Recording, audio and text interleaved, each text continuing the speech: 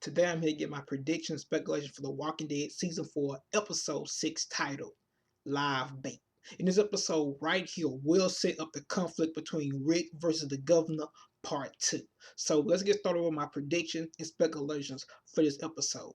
The title of this episode is titled Live Bait. Now usually for season 4, the title names has been making a major impact on the episodes.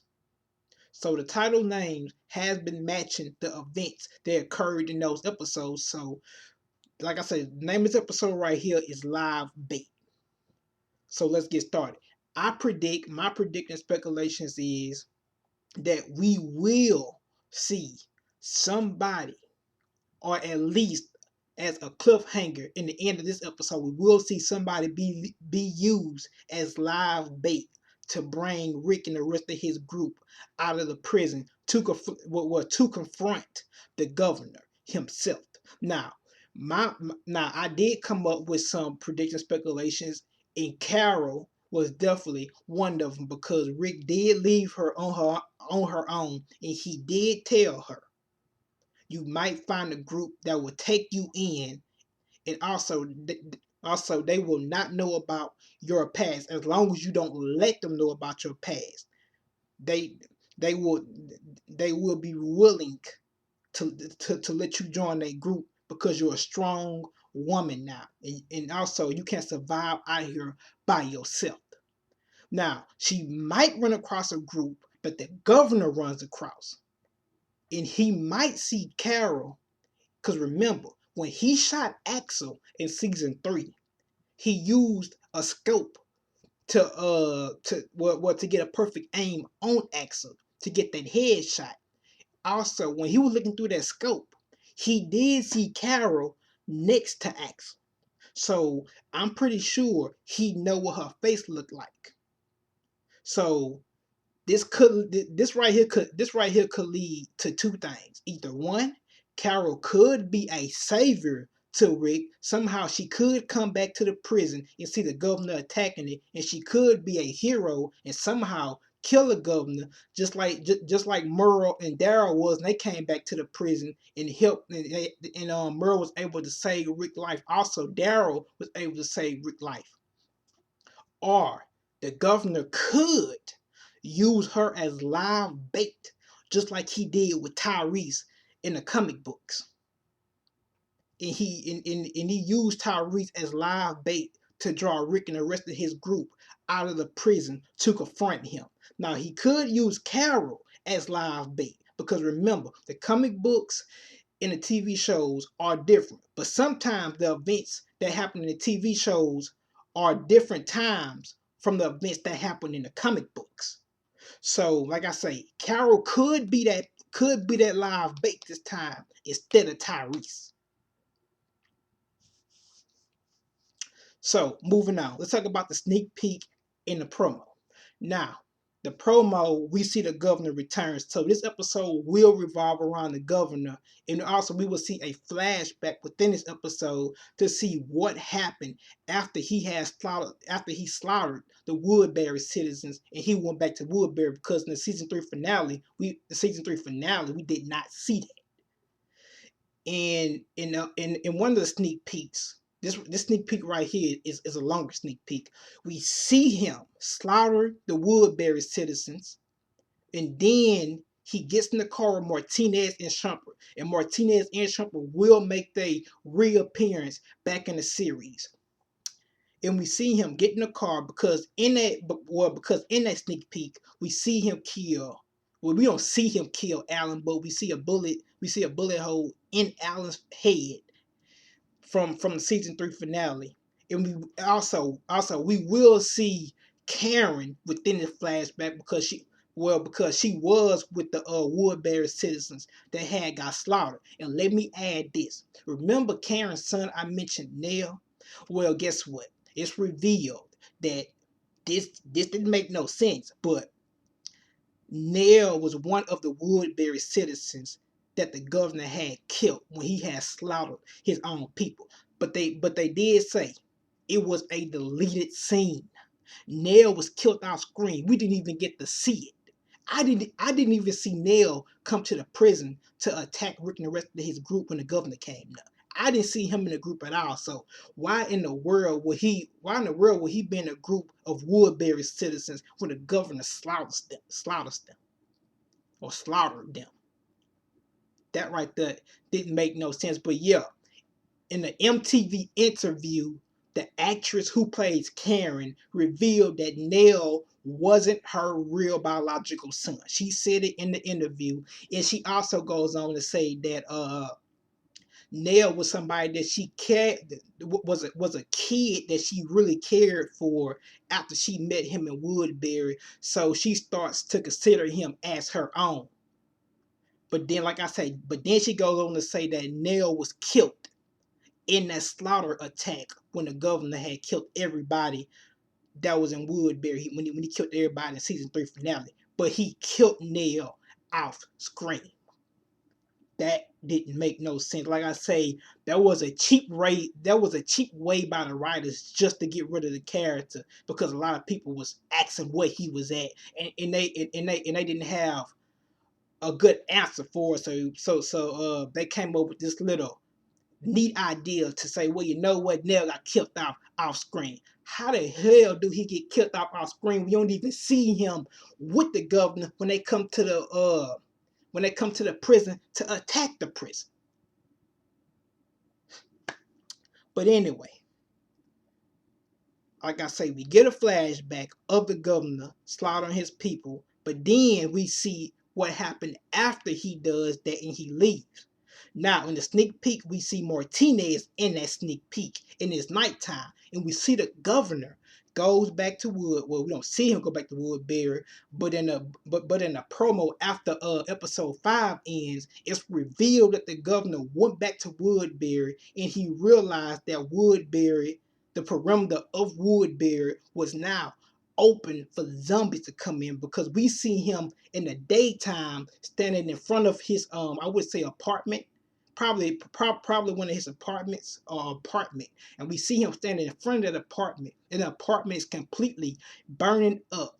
And you can see him in shock, just don't know what to do, because at this point everything he worked for is completely engulfed in flames now. Now Rick and his group could have probably burnt up Woodbury because of the death of Andrea, and they felt really angry about it, and they could have burnt up Woodbury, or the governor could have did that out of rage because he knew Woodbury was over. Because remember, in the season 3 finale, there was a barricade, and they used a bus as a barricade.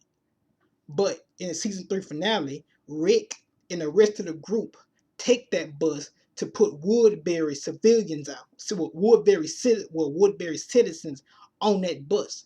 So therefore, when they took that bus, they took a whole barricade from Woodbury that uh that was protecting Woodbury from getting attacked by zombies. So now, so think about it. So now that barricade is gone, zombies aren't getting in Woodbury, and at this point, he pretty much know it's hopeless now, and he's really angry about it because, like I say, he worked to build that place, but to get there and realize everything you worked for is gone now. The Woodbury citizens gone. Everything is burning up. It's gone. So therefore, he had to abandon Woodbury. And in that sneak peek, we see him standing outside at nighttime, sitting on a tree log by a fire, and we see a zombie trying to approach him. Is approaching him. And at this point, they zoom into his eyes. Every time the producers seems to zoom into one of the characters' eyes in The Walking Dead, especially the governor, because they did it before when he was beating up Milton. They zoomed into his eyes. That right there is to show us a display of evil. Because at this point we knew he trans. Well, we know what he is now. He just pure evil now. And the way they zoomed into his eyes to show us as the viewers that he's that evil guy now was definitely showing us that he don't really care about himself no more. The only thing he's out for is revenge. Because we can see a zombie approaching him and he's not even caring. And Martinez have to step in and shoot the zombie in the head because the zombie had tripped over some fire. On top of it, the zombie was on fire, but the zombie was approaching him and he just looks at it, not even caring.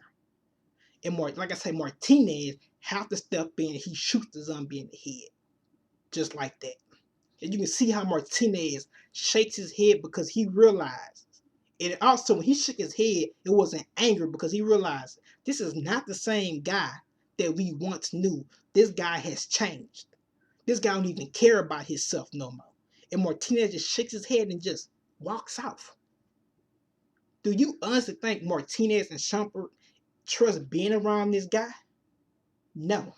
The only thing that's keeping them around him that's keeping them two around him right now is I would like to say their respect for him probably as a leader. Because he was the one also being loyal. Being loyal plays a major part to that because of him, he was the reason they was able to live their lives in a perfect lifestyle without being threatened by zombies for that time period. So, well, I damn near touched on everything.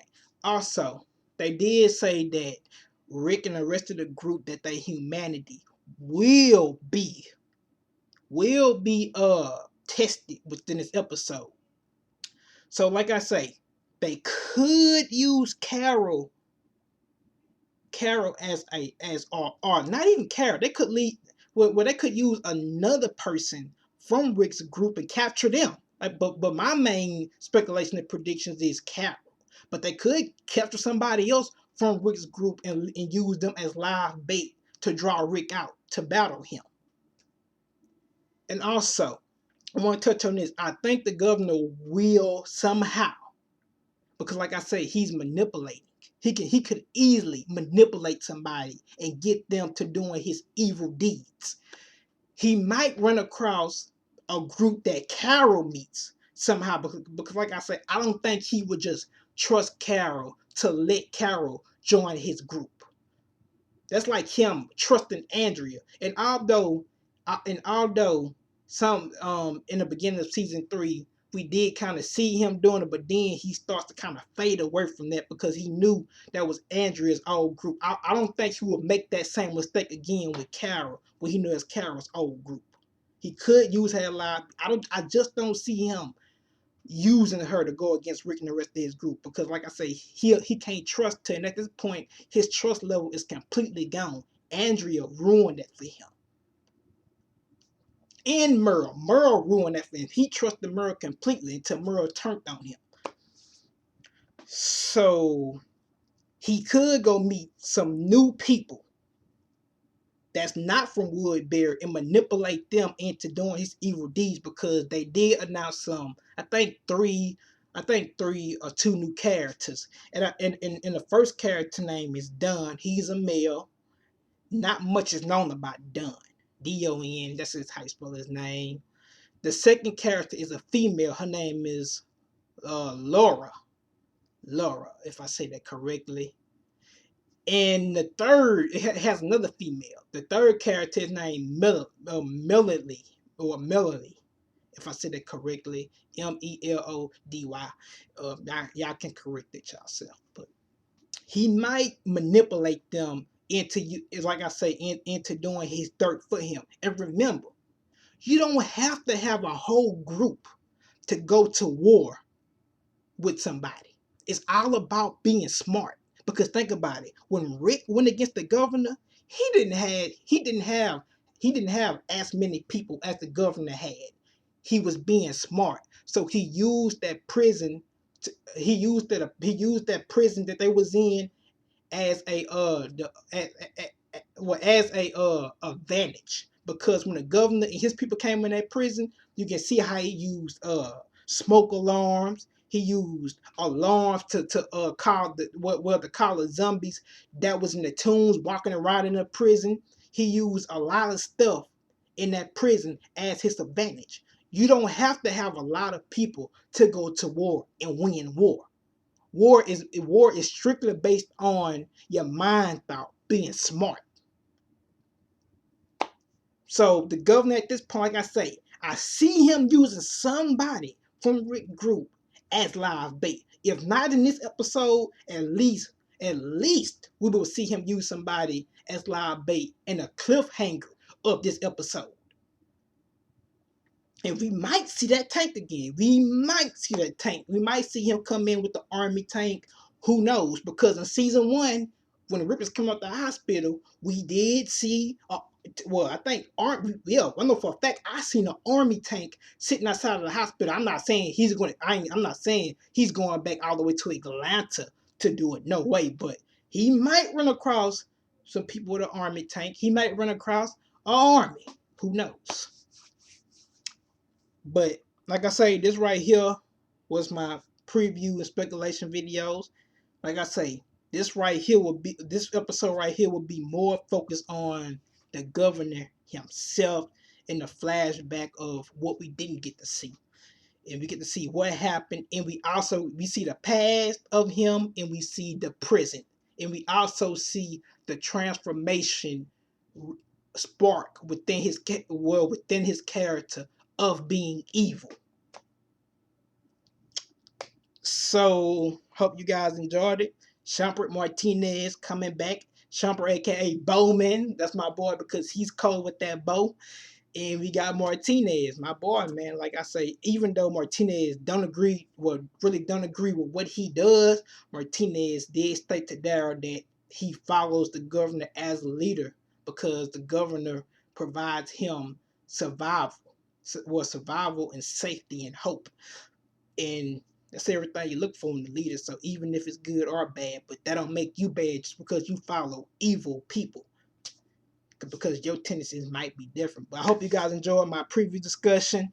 Remember to subscribe, rate, comment, thumbs up the video. I know I stuttered a lot in the video, but peace.